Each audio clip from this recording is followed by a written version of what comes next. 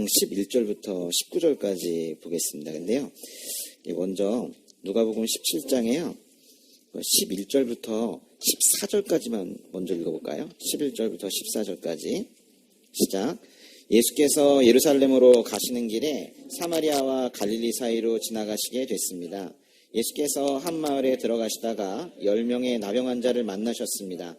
그들이 멀찍이 서서 큰 소리로 외쳤습니다. 예수 선생님, 저희를 불쌍히 여겨 주십시오. 예수께서 그들을 보고 말씀하셨습니다. 제사장들에게 가서 너희 몸을 보이라. 그러자 그들은 가는 도중에 몸이 깨끗해졌습니다. 예수님께서 예루살렘으로 가시는 길에 한 마을을 지나가시게 됐어요. 그 마을에 들어가시자 10명의 나병 환자가 멀찍이 서서 큰 소리로 외쳤대요. 뭐라고 외쳤습니까? 예수 선생님, 저희를 불쌍히 여겨 주십시오. 이렇게 외쳤어요. 근데 멀찍이 서서 외쳤대요. 왜 이렇게 멀찍이 서서 외쳤을까요? 나병 환자들은 사람들에게 가까이 갈 수 없도록 되어 있었어요. 그 유대인의 율법이 그랬어요. 오히려 사람들이 접근해 오면은 나는 부정하다 이렇게 외쳐야 됐어요. 그래서 가까이 오지 못하도록 오히려 경고하게 됐었어요. 그리고 사는 것도 마을의 좀 외곽 쪽에 살도록 그렇게 되어 있었어요. 그러다가 이제 병에서 나을 수도 있는데, 그래서 병에서 혹시라도 낫게 되면은 제사장에게 찾아가서 진찰을 받고 정결해졌다라는 선언을 받아야지 다시 마을 안쪽으로 들어와서 공동체 안에서 살 수가 있었어요. 그런데 나병 환자 10명이 예수님께 동시에 외친 거예요. 예수 선생님, 저희를 불쌍히 여겨 주십시오. 그런데 이제 예수님께서 뭐라고 대답하셨어요? 뭐라고 그러셨어요? 제사장들에게 가서 너희 몸을 보이라고 하셨습니다. 예수님은 항상 한 단계 더 나가시는데요. 저희를 불쌍히 여겨 주십시오 그랬더니 그래 불쌍히 여긴다 뭐 이렇게 말씀하시지 않으시고, 너희를 낫게 하겠다 뭐 이렇게 말씀 안 하시고, 제사장들에게 가서 너희 몸을 보이라 이렇게 말씀하셨어요. 사실 순서상으로 보면 이랬죠. 나병 환자들의 병이 나았을 때 그 나았다라는 걸 제사장들에게 가서 확인을 받아야 되는 거예요. 근데 예수님은 지금 나병 환자들을 아직 낫지도 않았는데 지금 현재 그 상태 그대로 제사장에게 보낸 거예요. 그러니까 이 나병 환자들은 실제로 고침을 받기 전에 제사장에게 가라는 명령을 받은 거예요. 근데 그 명령에 또 순종을 한 거예요. 그랬더니 어떻게 됐어요? 그 14절에 보니까 그러자 그들은 가는 도중에 몸이 깨끗해졌습니다. 가는 도중에 몸이 깨끗해졌대요. 회복이 된 거예요. 믿음으로 회복이 된 거예요. 이것만큼 확실하게 믿음일 거예요. 어떻게 가는 도중에 회복이 되겠어요? 예? 이건 믿음으로 회복이 된 거예요. 이 나병 환자들의 이 믿음은 어디서 온 걸까요? 제사장에 가라. 그러면 이 나병 환자들이 이렇게 생각했겠죠. 뭘 가라고 그래? 우리는 아직 낫지도 않았는데. 이게 아니라 이게 뭔가 있으시구나. 우리 뭐 가라고 하신 건 거기에 순종하면 회복이 오겠구나 라는 이제 믿음으로 나아간 거거든요. 나병 환자들의 이런 믿음, 우리는 경험이 있나요? 뭔가 순차적인 것 같지도 않고 뭔가 논리적인 것 같지도 않은데 이런 믿음을 이제 우리가 삶에서 경험하고 있는가 한번 생각해 볼 필요가 있어요. 근데 이 나병 환자들의 이 믿음은 어디서 온 걸까요? 완전히 믿어버린 것 같아요. 평소에 내가 신실한 신앙생활을 해왔으니까, 아니면 경건한 삶을 해왔으니까 보답이 있는가? 통독을 많이 했으니까 보답이 있는가? 그런 거 아닌 것 같아요. 그죠? 만약에 이 나병 환자들에게 제사장에게 가라 하는 말을 예수님이 아닌 다른 사람이 만약에 했다면은 아마도 이 나병 환자들이 이렇게 반응하진 않았을 거예요. 다른 사람이 만약에 얘기했다면, 아니 이 병이 걸린 채로 제사장에게 갔다가 어디 병 걸린 게 여기 오냐고 하면서 수치나 주면 어떻게 합니까? 그러지 않아도 수치스럽게 살고 있는데 수치나 당하면 어떻게 합니까? 아마 이렇게 따졌을 것 같아요. 그런데 그 말씀을 하신 분이 예수님이었단 말이에요. 예수님께서 말씀을 하셨고, 그들이 아직 병이 낫지 않았지만 제사장에게로 갈 수 있었던 거는 그분이 예수님이었기 때문에. 그러니까 말하자면 그들의 믿음이 그들 자체에서 생겨난 어떤 믿음이 그게 탁월해서가 아니라 그들의 믿음이 예수님의 권위에 기반을 두고 있었기 때문에 그 믿음이 생길 수 있었던 거예요. 그들의 믿음이 어디에 기반을 하고 있었다고요? 예수님의 권위에 기반을 두고 있었기 때문에. 그러니까 우리의 믿음이라는 건요, 우리의 열심이나 어떤 갈망으로 고양되지 않습니다. 간혹 그렇게 된다고 말하면서 그렇게 빨리 하시라고 촉구하는 그런 교회들도 있죠. 그렇지만 믿음이 그렇게 되었다면, 사람의 열심으로 다 되었다면 교회는 의미가 없었을지도 몰라요. 우리의 믿음의 근거는 그것을 믿으라 하신 분의 권위에 달려 있는 거예요.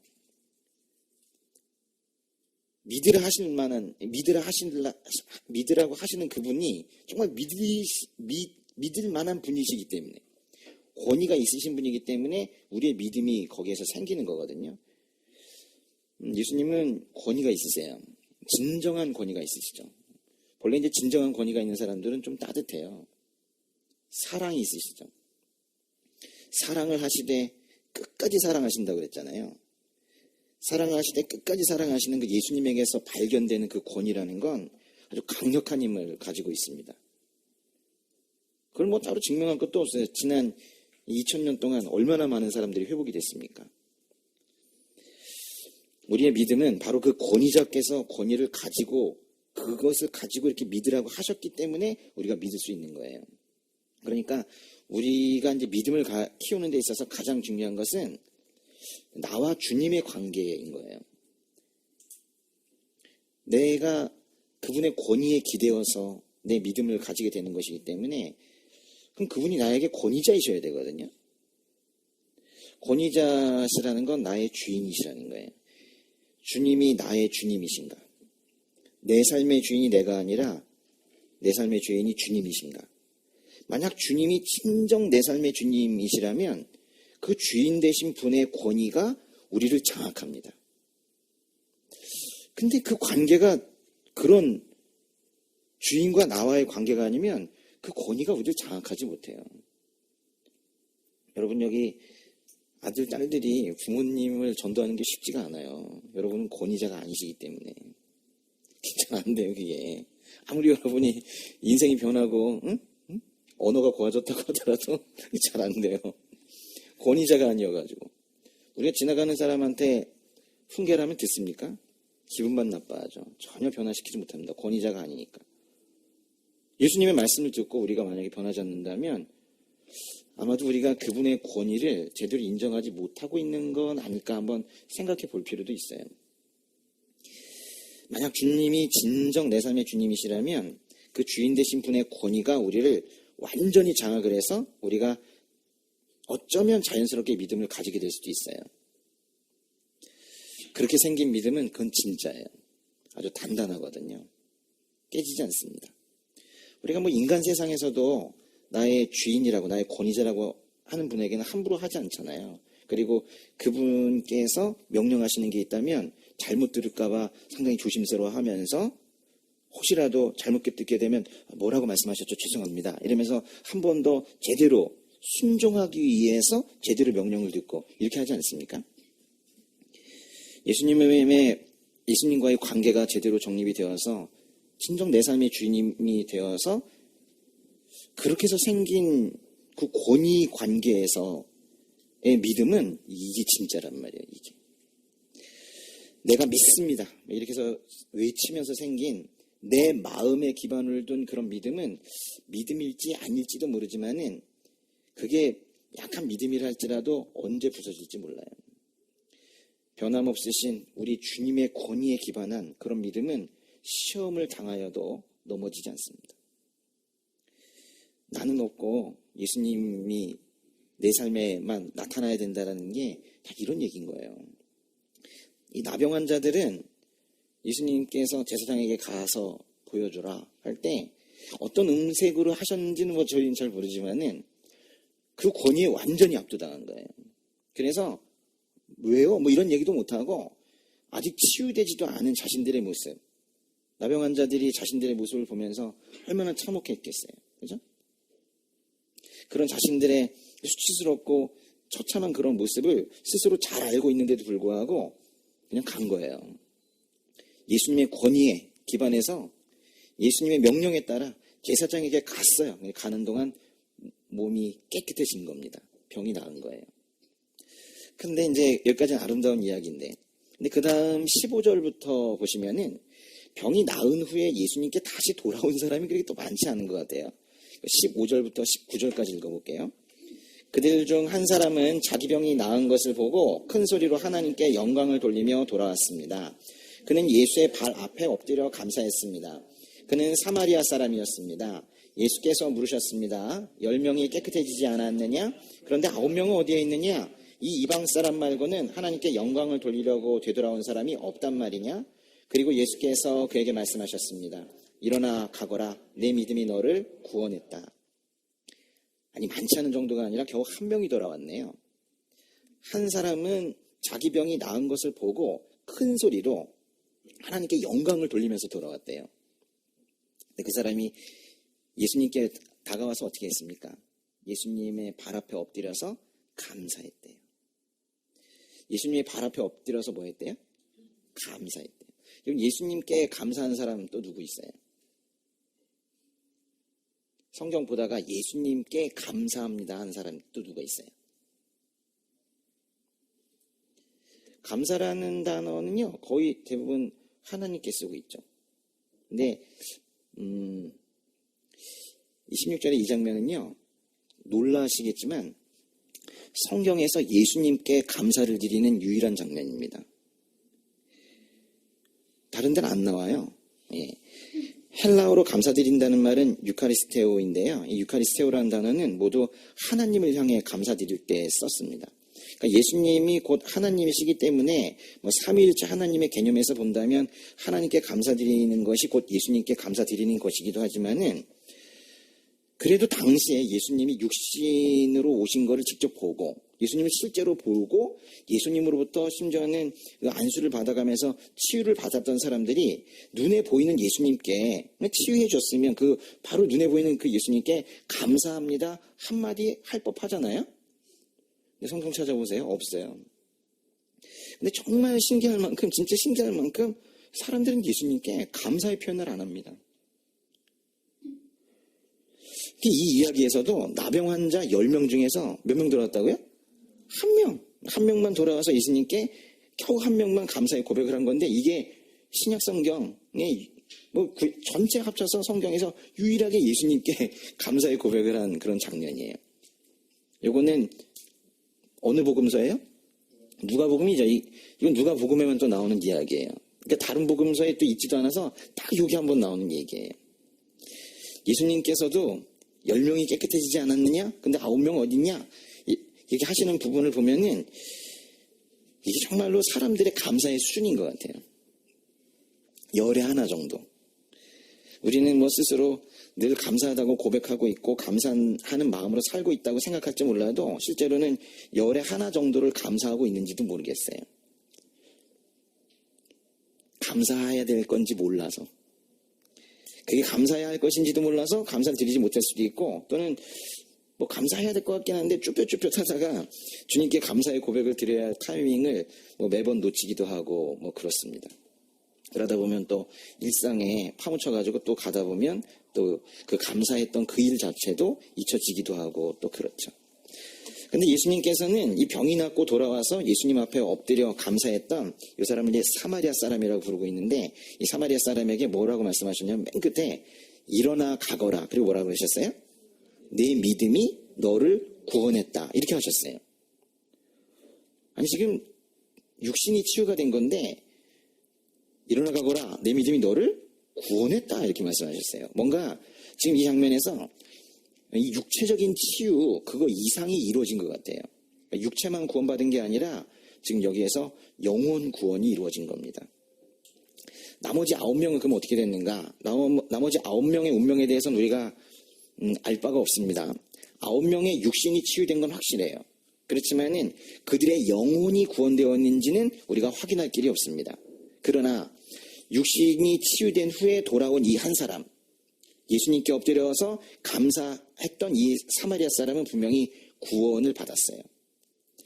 도대체 그 돌아오지 않은 9사람과 이 돌아와서 예수님 발 앞에 엎드려 감사함을 표시한 이 한 사람은 도대체 뭐가 달랐던 거예요? 그러니까 오늘 이 말씀이 단순히 도움을 받았으면 감사의 표현을 잘하자는 뭐 그런 덕담은 아닐 거예요. 감사함에 좀 구원 얘기가 같이 있는 거 보면 감사함이라는 거에 분명히 어떤 영적인 의미가 있는 것 같아요. 이 사마리아 사람은 감사함으로 고백을 한 겁니다. 말은 감사합니다라고 짧게 했지만 아주 큰 고백을 뭔가 한 것 같아요. 그러니까 예수님께서 넌 구원받았다 이렇게 말씀하신 거거든요. 도대체 이 한 명 돌아온 이 사마리아 사람은 무엇을 고백한 걸까요? 자기는 나았고 돌아왔는데 뭐 가뿐해진 자기 몸을 보니까 좋고 그래서 감사합니다 이랬는데 아마도 이런 고백이었겠죠. 그 치유가 자신의 그 치유가 회복이 주님으로부터 왔다는 사실을 그 예수님의 발 앞에 엎드려서 확실하게 고백을 한 것 같아요. 그러니까 치유가 되어서 자기 몸이 좋아졌다라는 기쁨에 취해 있는 게 아니라 아마도 9명은 그랬던 것 같아요. 기쁘긴 기쁘죠. 그런데 기쁨에 취해 있는 게 아니라 그 치유의 근원이 누구이신지를 놓치지 않은 거예요. 그러니까 치유는 이 돌아온 한 사람에게는 치유는 계기였던 거예요. 계기. 치유는 어떤 계기였을 뿐 그로 인해서 주님을 발견한 겁니다. 근데 그 9사람에게는 그 치유가 목적이었던 것이고 한 사람에게는 치유는 다른 방식이어도 상관이 없었던 거예요. 주님을 만나는 그런 계기가 치유였던 거지 이 사람의 목적은 주님을 만나는 거였죠. 그러니까 감사할 일에 집중하는 사람이 아니었던 거예요. 감사를 받으실 그분에게 집중했던 거예요. 감사를 받으실 그분 발 앞에 엎드려서 그분과 나의 관계를 고백한 거예요. 그러니까 이 정도 되면요, 이건 감사가 아니에요. 이건 찬양입니다. 그렇죠? 이거는 이 지금 엎드려서 감사합니다 이게 단순히 예의를 표현하는 게 아니라 이 찬양이란 말이에요. 주님과 나의 관계 설정이 제대로 되는 것. 이 사람이 지금 관계 설정이 제대로 된 거예요. 이런 걸 구원이라고 하는 거예요. 그러니까 관계 설정이 제대로 되니까 예수님께서 뭘 특권을 주듯이 말씀하시는 게 아니라 넌 구원됐다라고 이미 이루어진 그 사실을 선포해 주신 거예요. 그래서 예수님께서 믿음이 널 구원했다 이렇게 말씀해 주신 거거든요. 구약 성경을 보면은 네아라는 여인이 있습니다. 네아의 여동생의 이름이 뭡니까? 라헬이죠. 예. 네아와 라헬은 모두 야곱의 아내들입니다. 맞습니까? 예, 야곱의 아내들이에요. 야곱은 네아와 라헬 중에서 누굴 더 사랑했나요? 라헬을 더 사랑했어요. 어떻게 이렇게 잘하세요? 사랑받고 싶으시구나. 이 야곱은 레아보다 라헬을 더 사랑했습니다. 하나님께서는 근데 레아를 보셨어요. 야곱은 라헬을 더 사랑하는데 언니는 소외되고 있었어요. 근데 하나님께서 성경에 말하기를 레아를 보셨다 그랬어요. 특별히 레아가 사랑받지 못하고 있는 걸 보셨다 그랬어요. 그래서 레아의 태를 먼저 열어주셨어요. 임신했죠. 그래가지고 아들을 넷이나 낳았습니다. 레아가 낳은 첫째 아들의 이름은 르우벤입니다. 르우벤. 뭐라고요? 르우벤. 둘째는 시므온. 셋째는 레위입니다. 레위. 넷째 아들은 꼭 기억하셔야 돼요. 넷째 아들은 유다입니다. 유다. 그러니까 아브라함부터 마리아의 남편 요셉을 거쳐 예수 그리스도로 이어지는 그 마태복음의 족보, 지난번에 많이 암송하셨던 그 족보를 보면 아브라함, 이삭, 야곱으로 이어지는 계보가 첫째 아들 루벤에게 연결되거나 또는 뭐 이집트의 총리가 되었던 요셉에게 연결되는 게 아니라 넷째 아들 유다에게 연결이 됩니다. 그러니까 유다가 참 중요한 사람이에요. 그 유다의 후손에서 예수님이 오시는 거거든요. 유다. 이건 이제 우리식으로 읽은 것이고 히브리어로는 예후다이거든요. 예후다. 한번 해보실까요? 예후다. 유다. 이 무슨 뜻일까요? 그래서 그 사람들 유대민족이라고 하는 거예요. 유다. 거기서 다 나온 거잖아요. 유대인. 응? 한번 가보세요. 창세기 29장 35절. 그녀가 다시 임신해 아들을 낳고 이번에야말로 내가 여호와를 찬양할 것이다 하면서 그 이름을 유다라고 지었습니다. 그러고 나서 레아의 출산이 멈추었습니다. 뜻이 뭐래요? 여호와를 찬양할 것이다. 찬양함 이런 뜻이에요. 유다는 찬양한다 이런 뜻이에요. 유다, 예후다, 찬양하다. 근데 이제 유다라는 이 말이요, 예후다라는 말이 그 찬양함인데 찬양하다라는 동사가 야다예요. 야다. 찬양하다를 히브리어로 야다라고 그래요. 야다. 발음이 좀 같은 다른 단어도 있는데 그게 아니고 야다라는 단어가 있어요. 오늘 설교의 제목입니다. 그 설교 제목 옆에다가 써놓으세요. 뜻이 뭐라고요? 찬양하다입니다. 찬양하다. 그게 유다예요. 유다. 그 찬양함이라는 이름에 유다에게서 예수님께서 오셨다니까요. 다윗도 거기서 나오고요. 실은 이 야다라는 동사가 성경에서 제일 먼저 등장하는 곳이 조금 전에 읽으셨던 창세기 29장 35절이에요. 야다, 찬양하다. 이 단어의 원래 뜻은 근데 뭐냐면요. 원래 뜻은 거기서 또 하나 써놓으세요. 야다의 원래 뜻은 고백하다라는 뜻이에요. 고백하다. confess 있죠. 고백하다. 네, 고백하다. 자백하다, 고백하다, 자복하다 여러 가지로 이제 번역을 하는데 고백하다는 뜻이에요. 그렇게 고백한다고 이 야다를 번역한 말씀이 있는데 그 레위기에 5장 5절로 한번 가보세요. 레위기 5장 5절 한번 읽어봐요. 이것들 가운데 한 가지라도 범죄한 사람은 자기의 죄를 고백해야 한다 그랬는데요. 자기 죄를 고백할 때, 고백한다 할 때도 야다라는 표현을 써요. 지금 이 레위기 5장 5절은 맥락이 자기가 모르고 지은 죄가 있을 때 그거를 깨달으면 이제 고백을 해야 되는데 이때 이제 고백하는 거를 야다라고 한다는 거예요. 자복하는 거, 자백하는 거. 그런데요, 이 야다라는 단어는 지금 벌써 두 가지 뜻이 있었죠? 뭐가 있었어요? 찬양하다, 고백하다. 근데 이 아주 야다라는 단어가 아주 풍성한 의미를 가지고 있어요. 또 하나의 아주 중요한 의미가 있는데요. 레위기의 7장의 12절로 가보세요. 레위기 7장 12절에 그걸 다 읽진 마시고 앞에 한 6글자만 한번 읽어볼까요? 보세요. 감사의 표시로 그랬죠. 거기 감사 있죠. 그게 바로 야다예요. 물론 이제 여기 정확하게 쓴 건 야다의 그 명사형인 토다라는 단어를 썼는데 거기까지는 필요는 없고 그냥 이것도 야다예요. 그 야다는 감사하다라는 뜻도 있어요. 이제 세 개가 다 나왔네요. 그렇죠? 찬양하다, 고백하다, 감사하다. 야, 참 우리말로 하면 참 많이 다른 것 같은데 이거를 그 히브리어 한 단어가 다 가지고 있어요. 특별히 야다라는 동사가 하나님을 향해서 쓰이게 될 때는 항상 찬양하다, 감사하다 이런 의미로 쓰이게 됩니다. 야다라는 단어가 하나님을 향해서 감사하다라고 사용된 가장 좋은 예시는 좀 전에 레위기 말씀도 보셨지만 하나만 더 볼게요. 나중에 우리 사무엘 하 이제 같이 공부하실 텐데 사무엘하 22장에 보면은 다윗의 찬송이라는 게 있거든요. 있는 정도가 아니라 사무엘하 22장 자체가 그냥 다 다윗의 찬송인데요. 엄청 길어요. 시편 같아요. 여호와는 내 바위이시오 내 산성이시오 나를 건져내는 분이시며 내 힘이십니다로 시작하는 이 찬송이 그 22장의 끝에 어떻게 끝나는지 한번 보세요. 사무엘하 22장에 50절과 51절 읽어볼게요. 오 여호와여 그러므로 내가 이방 민족들 가운데서 주께 감사하고 주의 이름을 찬양하겠습니다. 여호와께서 자기가 세운 왕에게 큰 구원을 안겨주시며 그 기름 부은 이에게 변함없는 자비를 베풀어 주시니 다윗과 그 자손에게 영원토록 베풀어 주십니다. 그랬는데요. 거기 50절에 보시면 거기 감사하고 그랬잖아요. 감사하고 주의 이름을 찬양하겠습니다 라고 했는데 여기서 감사한다는 게 바로 야다입니다. 근데 정리하시면 죄를 고백하는 것도 야다이고 하나님을 찬양하는 것도 야다이고 하나님께 감사하는 것도 야다입니다. 고백과 찬양과 감사가 다 야다입니다. 고백과 찬양과 감사. 신적인 영역에서는 같은 것인가 봐요. 이 세 개의 공통점이 뭘까요? 고백과 찬양과 감사.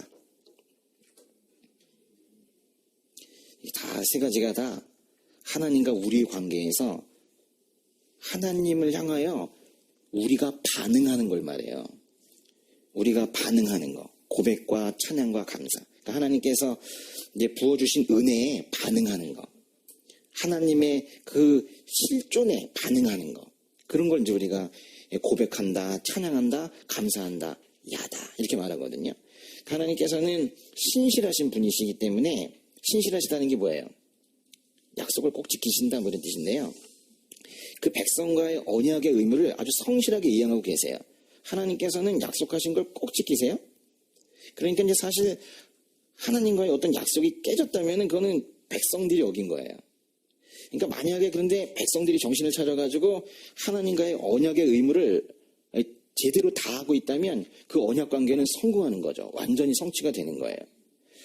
근데 이제 그렇게 하나님의 언약 관계, 그러니까 하나님은 나는 너를 살리기로 한다라고 약속하셨고 저희는 평생 주를 따르겠습니다. 이렇게 이제 약속을 했는데 그게 정말 이상적으로 잘만 되어 간다면 그렇게 제대로 반응이 있다면 얼마나 좋겠어요. 근데 만약에 이제 그렇게 사실 우리가 이렇게 반응하며 살고 싶지 않습니까? 예. 그냥 살려주신 은혜에 그냥 감사하면서 뭐 잡다한 거 들리지 않고 주님만 바라보면서 그렇게 가면 참 좋겠는데 근데 그렇게 이제 반응하고 싶은데 우리 갈망이 있잖아요. 근데 그렇게 이제 반응하기 위해서는 하나님에 대한 또 하나님의 신실하심에 대한 그래서 그때 기도 중에 주셨던 그 약속 해주시겠지. 응? 또는 기록해서 주신 이 말씀 내 삶에 이루어 주시겠지 하는 어떤 그런 하나님의 그 신실하심에 대한 어떤 믿음 그게 있어야 돼요. 그러니까 이제 어떤 하나님께 올바로 반응하기 위해서는 결국 믿음이 필요하다고요. 즉 하나님을 향한 고백, 찬양, 감사는요. 이거는 그냥 나오질 않아요. 이거는 믿음에 기반해서 이루어지는 거기 때문에 잘 들으세요. 아주 중요한데 고백과 찬양과 감사는 이거는 그냥 나오지 못한다는 거예요. 이건 믿음에 기반해서 이루어지는 것인데 그렇기 때문에 믿음이라는 게 뭐예요? 믿음이 나 혼자 나를 믿는 게 아니잖아요. 나와 이제 하나님의 관계이기 때문에 믿음에 기반한 고백과 찬양과 감사가 있다면 이거는 아직은 잘 모르겠지만 뭔가 하나님과 연결되어 있는 거예요. 이 고백과 찬양과 감사는 우리가 흔히 이 친구들끼리 이야기하는 이런 거랑은 다른 거예요. 여기에 힘이 있습니다. 고백과 찬양과 감사에 영적인 힘이 있어요.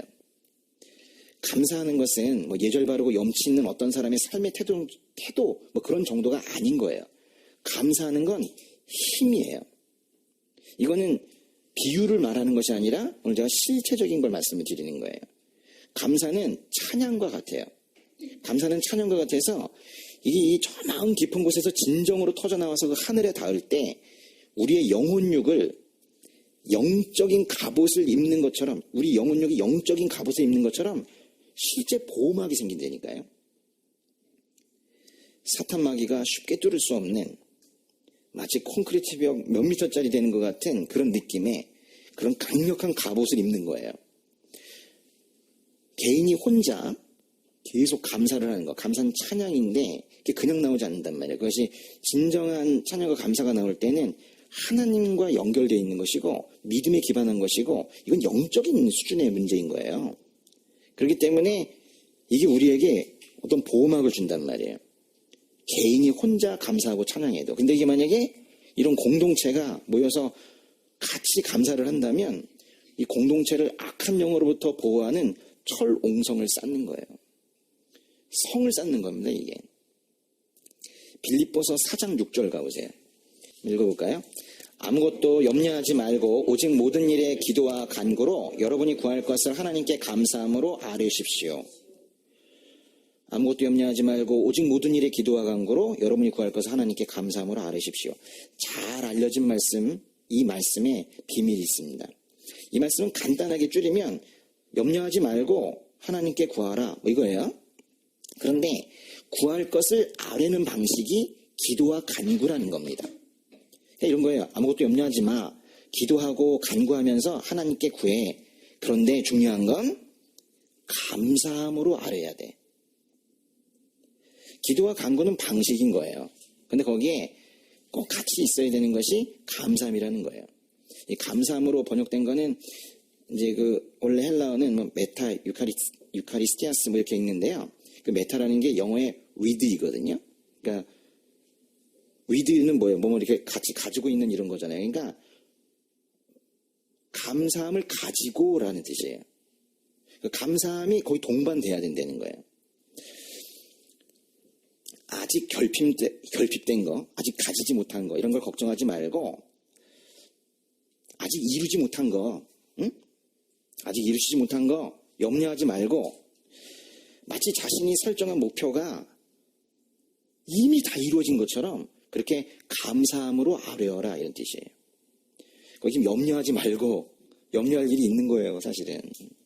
근데 염려하지 말고 감사함으로 이미 다 이루어져서 감사해야 되는 상황이 된 것처럼 그렇게 하라는 거예요. 염려하지 말라고 굳이 당부하는 거는 아직 다른 사람들이 보기에도 감사하기에는 좀 이른 상황인 것처럼 보이는 거예요. 아니, 너 뭘 벌써 감사를 하냐? 아직 이루지 못한 것 같은데, 아직 낫지 않은 것 같은데, 아직 얻지 못한 것 같은데, 이런 상황이라 할지라도 이 여정을 함께 시작하여 주시고 함께 걸어가 주고 계시는 그 주님으로 인해서 이미 모든 것이 충만해지고 앞길도 염려가 없어서 그 감사함으로 기도를 드리게 된다는 거예요. 그런데 이렇게 감사함을 가지고 기도를 드릴 때 그냥 기도와 다르다는 거예요. 이게 진짜 기도인데 감사함으로 기도를 드릴 때 이게 얼마나 놀라운 일이 일어나는지 그 다음 절을 보세요. 빌립보서 4장 7절 읽어보세요. 그리하면 모든 생각을 뛰어넘는 하나님의 평강이 그리스도 예수 안에서 여러분의 마음과 생각을 지켜주실 것입니다. 감사함으로 기도를 했더니 하나님의 평강이 우리의 마음과 생각을 지켜주신대요. 여기서 지켜주신다는 것은 다분히 군사적인 용어거든요. 예, 실제로 전쟁터에서 쓰는 용어예요. 수비대를 세워서 그래서 지켜주신다는 거예요. 적의 침입을, 악한 것들을 막아주신다는 거예요. 우리를 괴롭히는 그런 것들 막아주신다는 거예요. 그러니까 이 감사함이라는 게요, 우리를 악한 것의 침입으로부터 막아내는 영적인 무기라는 거예요. 어두운 밤에 다가오는 적을 발견할 수 있도록 우리의 분별력도 예리하게 만들어주는 그런 영적인 무기이며 비밀이라는 겁니다. 그러니까 감사함을 단순한 의사표시 정도로 생각하셨다면 오늘부터 생각을 좀 달리하시라는 거예요. 이건 그냥이 아닌 거예요. 감사함은 여기 영적인 의미가 있어요. 골로새서를 한번 가보세요. 골로새서의 4장 2절 읽어볼까요? 항상 기도에 힘쓰고 기도 가운데 감사함으로 깨어 있으십시오. 기도에 힘쓰고 기도 가운데 감사함으로 깨어 있으십시오. 그랬어요. 말씀은 우리에게 항상, 지금 이 말씀은 항상 기도에 힘쓰고 기도 가운데 감사함으로 깨어 있으라 그랬어요. 예수님께서도 겟세마네 동산에서 그 기도 드리실 때 제자들에게 유혹에 빠지지 않도록 깨어 기도하라 이렇게 말씀하셨는데 여기서 지금 깨어 있으래요. 근데 여기서는 특별히 감사함으로 깨어 있으래요. 감사함으로 기도하면 깨어 있게 돼요. 그냥 여기 감사함으로 깨어 있으십시오 그랬는데 감사하면 깨어 있게 된다고요. 감사함으로 기도하면. 감사함으로 하는 기도는 기도에 생기를 줍니다. 감사함으로 기도하는 건 기도에 활력을 줘요. 그래가지고 우리를 깨어있게 만들어요. 감사함으로 기도를 할 때 그거는 단순히 우리의 욕구를 채우기 위한 이기적인 강구가 되지 않게 하기 때문에 기도도 바뀌어요. 감사함으로 기도한다는 건 하나님께 감사한다는 거. 우리는 가끔 기도할 때요, 자기 안에 갇혀서 기도할 수도 있어요. 나의 감정, 나의 슬픔, 나의 욕구. 또는 심지어는 어떤 사람을 생각하면서 기도할 때도 있고요. 말은 하나님이라고 하지만 계속 떠올리고 있는 이미지들은 이 땅의 수준에 있을 수도 있는데 감사함이 진정 충만해서 있을 때에는 하나님과 닿아 있는 상태에서 기도하거든요. 감사함으로 기도한다는 건 그 하나님과의 관계를 꼭 잡고 기도하는 거예요. 감사함을 통해서 그래서 이 안에서 일하시는 성령님을 경험하게 돼요. 여러분 감사일지를 3개월만 꼬박 써보세요. 이건 제가 경험으로 말씀드립니다. 감사일지를 꼬박 3개월만 쓰시면 여기 불덩이가 생겨요. 한번 해보세요. 안 되시는 분은 오세요. 제가 AS 해드릴 테니까. 이거는 안 될 수가 없어요. 감사는 영적인 힘이에요. 여러분 오늘 이거 알고 가셔야 돼요. 감사는 그냥 의사표시가 아니라고. 이거는 영적인 무기이며 힘이며 비밀이에요. 또 감사는요, 그 자체가 상당히 의미 있는 것인데 마치 예배와 같은 어떤 의식과도 같은 거예요. 작은 예배라고나 할까? 그런 거예요. 예수님께서 빵 5개와 물고기 2마리로 5,000명의 사람들을 먹이실 때 예수님께서 기도하셨죠. 그 장면 한번 찾아볼게요. 마태복음의 14장의 19절. 예수께서는 사람들에게 풀밭에 앉으라고 말씀하시고 빵 5개와 물고기 2마리를 들고 하늘을 우러러 감사 기도를 드리신 후 빵을 떼셨습니다.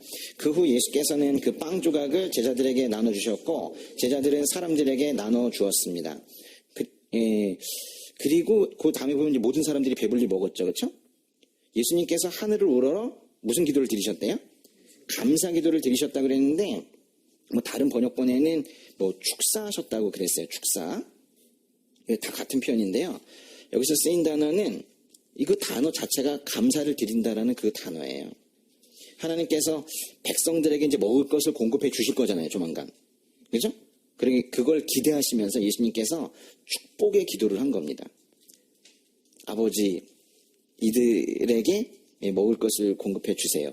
근데 이미 주실 것을 기대하고 축복의 기도를 지금 하고 있는 거예요. 그러니까 그것 자체가 감사였던 거예요. 아버지, 이 백성에게 먹을 것을 주시옵소서라는 이 기도의 본질이 감사였던 거예요. 누군가를 이제 축복을 한다면 예수님처럼 그에게 부어질 그 하나님의 은혜에 내가 먼저 깊이 감사해야 돼요. 순서가 있단 말이에요. 내가 누군가를 특별히 집에 계시는 믿지 않는 가족을 축복하시고 싶으시면 축복이 뭔 뜻이에요?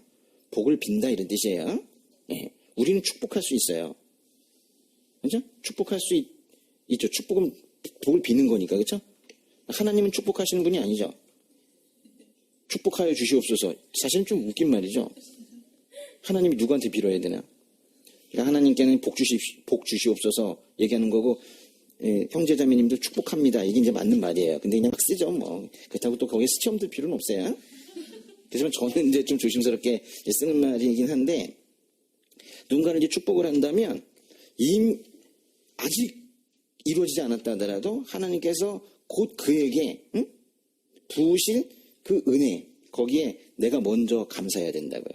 마치 이 오병이어의 기적에서 예수님께서 아직은 빵이 나오지도 않았는데도 그 하나님께서 주실 그 빵과 물고기로 이 백성들이 먹고 배불러서 좋아할 그걸 상상을 하시면서 그렇게 좋아하시고 이미 감사를 드렸던 것처럼 그렇게 해야 된단 말이에요. 오병이어의 기적을 이룬 것도 감사였습니다. 이 축복 기도뿐만이 아니라 성만찬에도 이 감사는 핵심적인 요소예요. 고린도전서로 가보세요. 고린도전서 11장. 고린도전서 11장에요. 23절과 24절 읽어보겠습니다. 내가 여러분에게 전한 것은 주께 받은 것입니다. 곧 주 예수께서는 잡히시던 밤에 빵을 들어 감사하시고 떼시며 말씀하셨습니다. 이것은 너희를 위해 주는 내 몸이니 이 예를 행해 나를 기념하라. 예수님께서 잡히시던 밤에 빵을 들어 감사하시고 떼시며 말씀하셨기 때문에 심지어 초대교회 때에는요. 이 감사하다라는 단어 그 유카리스티아라는 말이 이 말 자체가 감사라는 말이 성만찬 예식 전체를 가리키는 용어로 쓰였었어요. 우린 지금 성만찬을 드린다 이런 표현을 쓰는데 옛날에는 감사를 드린다 그랬단 말이에요. 데살로니가전서 5장 18절에서는 모든 일에 감사하라고 하셨죠. 이게 그리스도 예수 안에서 우리를 향한 하나님의 뜻이라고 하셨습니다. 골로새서 3장 15절에서는 단순히 감사를 하는 것이 아닌 우리 자체가 감사하는 사람이 되라고 하셨어요. 감사하는 사람이 됩시다. 감사를 하는, 또 어떤 때는 안 하는 게 아니라 우리 자체가 감사하는 사람으로 형질 자체가 그렇게 돼야 된다는 거예요. 감사가 찬양이고 감사가 고백이며 감사가 축복기도고 감사가 성만찬이에요. 우리가 감사하는 사람이 된다는 건 우리의 본질이 하나님 기뻐하시는 모습으로 바뀌어 간다는 거예요.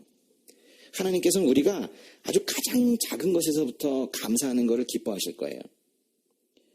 그런데 저는 이 로마서를 보다가 하나님께서 가장 기뻐하실 감사가 뭔지 발견했어요.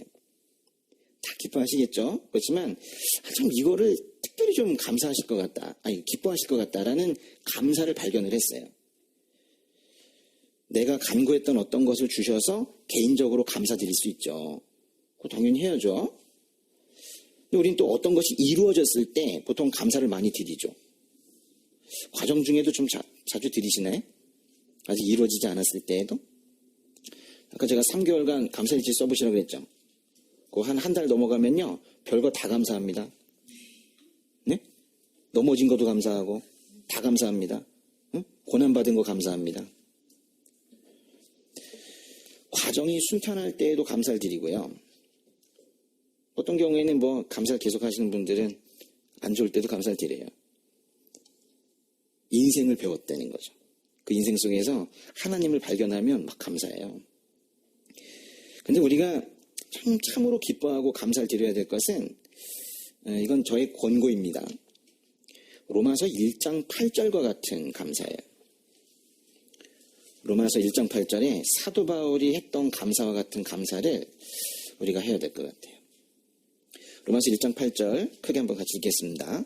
먼저 내가 여러분 모두를 두고 예수 그리스도를 통해 내 하나님께 감사하는 것은 여러분의 믿음이 온 세상에 전파됐기 때문입니다. 한 번만 더 읽을까요? 먼저 내가 여러분 모두를 두고 예수 그리스도를 통해 내 하나님께 감사하는 것은 여러분의 믿음이 온 세상에 전파됐기 때문입니다. 그러니까 지금 사도 바울은 왜 감사하고 있죠? 거기에 뭐뭐 때문이라고 그랬잖아요. 여러분의 믿음이 온 세상에 전파됐기 때문. 이 사람들의 믿음도 생겼는데 그 믿음이 온 세상에 또 전파됐대요. 그러니까 바울은 자신의 삶의 목표가 성취되어 가는 걸 보면서 감사한 거예요. 바울은 지금 자기의 삶의 목표가 막 이루어져 가고 있는 거에 감사한 거예요. 우리도 뭔가 이루어져 가고 있는 거에 감사하잖아요. 근데 이제 중요한 건 그 뭐 그렇게 감사하냐고 그랬더니 바울의 목표가 뭔가 봤더니 여러분의 믿음이 온 세상에 전파되는 거래요. 바울의 삶의 목표는 하나님 나라가 온 세상에 확대되는 것이었는데 복음이 더 이상 유대인에게 국한되지 않고 이방인에게 퍼져나가고 있는 그걸 보면서 너무 감사한 거예요. 하나님께 감사하고 있는 거예요. 형제자매님들께 오늘 감사하는 사람이 됩시다 라는 이제 권고를 드리고 싶은데요. 일단 우리 모든 것에 감사합시다. 그런데 무엇보다도 하나님의 나라가 확장되어 가는 것에 감사하셨으면 좋겠어요. 한 사람의 영혼이 더 살아나는 것에 감사합시다. 상태 목사님 아까 말씀하셨듯이 4년 만에 어머니가 예배에 나오신 거에 감사합시다. 중요한 것은 그걸 바라보고 있는 나의 삶에는 고난이 있고 나의 삶은 아직도 결핍 가운데 있다 하더라도 그런 걸로 감사하는 거예요. 어제보다 오늘 나와 공동체의 지체들이 믿음 위에 좀 더 바로 서게 된 것에 감사합시다. 내가 눈물로 기도했던 어떤 사람이 어색한 표정으로 남아 예배에 나오게 된 걸 그걸 가장 크게 감사하셔야 되는 거예요. 그런데 그날 나는 힘들 수도 있는 거예요. 안 좋은 소식을 들을 수도 있는 거예요. 이 땅의 죄악으로 인해서 우리는 여전히 심한 경쟁 속에 살아가고 있고 잘못된 정책들로 인해서 궁핍을 경험하기도 하고 믿음을 지키기 위해서는 좀 손해도 나면서 또 그렇게 살아가기도 합니다. 그건 어쩔 수 없는 거예요. 내 주변의 무질서한 환경으로 인해서 여전히 마음이 아프고 그 하박국의 표현대로 하면 무화과 나무가 싹이 트지 않고 포도나무에 열매가 없고 올리브나무에 수확할 게 없고 밭은 먹을 것을 생산하지 못하고 우리 안에 양떼가 없고 외양간에 소가 없다 하더라도 오직 나의 구원이 되시는 하나님을 즐거워하며 한 영혼이 하나님 품으로 돌아왔을 때 오직 그것으로 기뻐하며 감사하며 살아가자고요.